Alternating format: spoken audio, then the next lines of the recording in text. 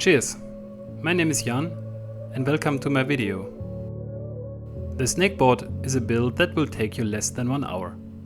There is a center profile with a length of 280 or 320 millimeters.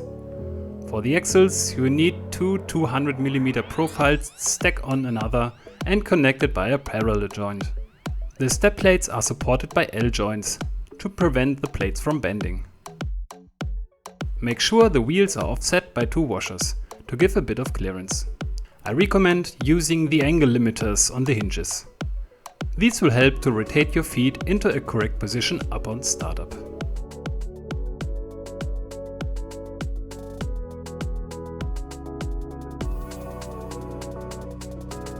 So this is the original snakeboard.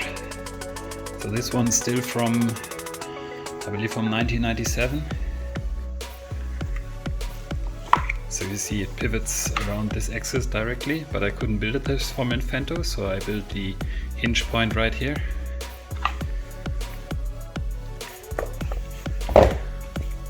And the foot straps, these are only if you want to jump or if you want to go into the half pipe.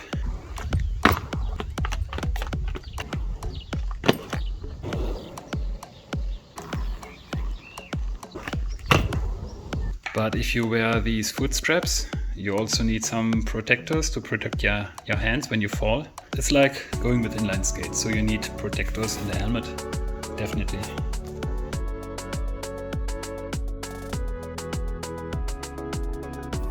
Explaining to somebody how to drive a snakeboard is maybe just as tricky as it is as if you were explaining somebody how to ride a bike. But anyway, I will try to give you a few hints to get started.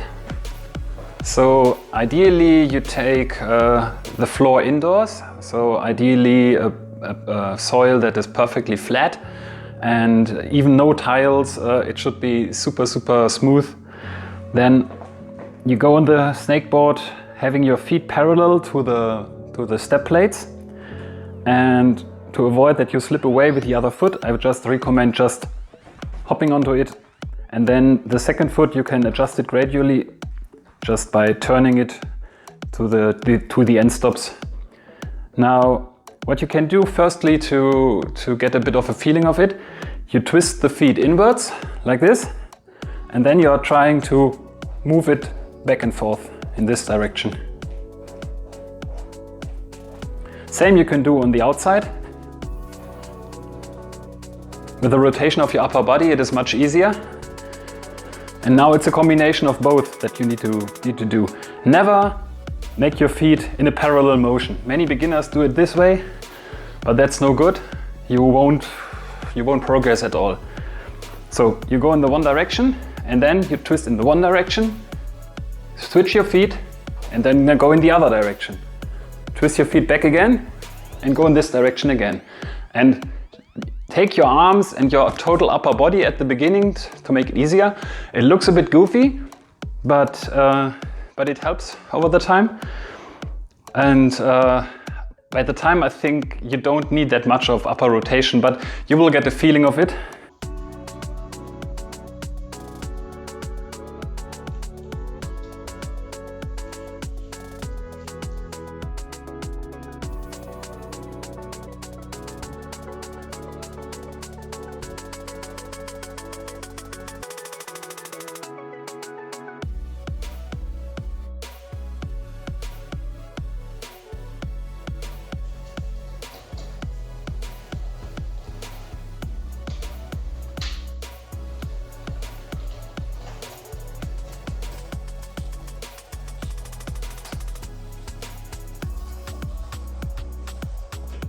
Okay, I hope I could give you some hints to get started.